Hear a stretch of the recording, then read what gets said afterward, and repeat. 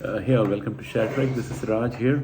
Well, it's been a while since I recorded a video, and being on the road, I'm discovering that it's even more difficult to get a silent space for recording.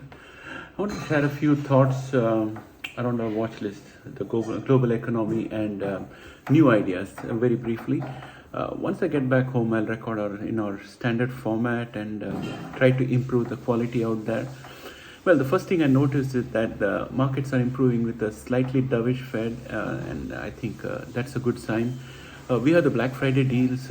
Maybe we get good sales number in the last quarter, and that's probably something we can look forward to.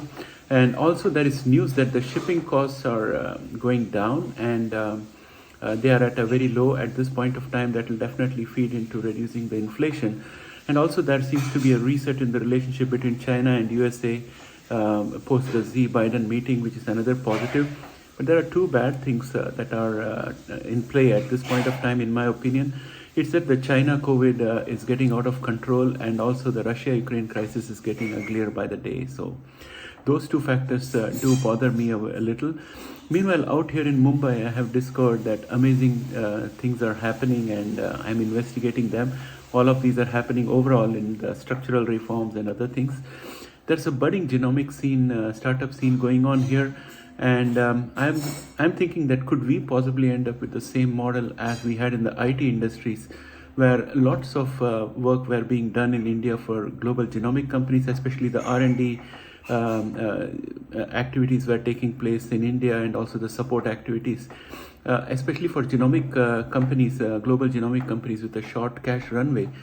That would seem to be an attractive prospect. I've lined up an interview with the CEO of an Indian genomics company that has been operating for the last 9 years and making good strides. And in fact, they are among the top 5 genomic companies in India here.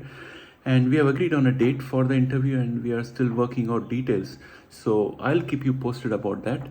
And I did not know that there's a sizable portion of Indian expats worldwide who are actually investing in NASDAQ on Indian indices and Indian stocks.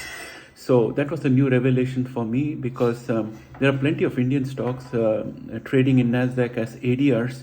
These are all IT majors and pharmas. And also the Nifty and others have index futures. And I have found out that options trading is a big deal here in India. And they go into a great deal of details, and a huge volume is there in options trades. So I'm thinking that for us also in our channel for NASDAQ, I would like to introduce more content which talk about options trading, so that you can have options over and above buy and hold strategies. So I'm going to start in the new year with covered calls, and then we'll go on to puts, and then we'll talk about various strategies we can have with calls and puts. Like Iron Condor and other things. So we'll take it step by step, and I'm hoping that the news output coming from the genomics watch list that we have permits doing those kind of things. So we'll take it one step at a time. And I'm also thinking of including some amount of exposure to the Nifty index and the Indian IT companies which are quoting in NASDAQ and elsewhere, and put a separate playlist for it. We'll separate it out. Also, I have identified brand new news, genomic treatment which has been approved for ALS, which is giving around 57% improvement for the patients, which is a big deal for those who are suffering from ALS. So that's going to be a separate video. I'm going to do that after I come back home. So that's what I got for you, my friends. And this is a very brief video. I wanted to maintain the cadence. So I just wanted to give a dump of all the thoughts I have in my mind. So this is what I have right now. I'm starting to pack up, and it's a bit ironic because just when my jet lag is subsiding, I'm preparing to go back home, and I'll have jet lag out there. The jet lag on return from east to west is more for me as compared to coming from west to east, because when I'm traveling from Mumbai to Toronto, I'm following the sun. So it's the worst kind of situation you could have.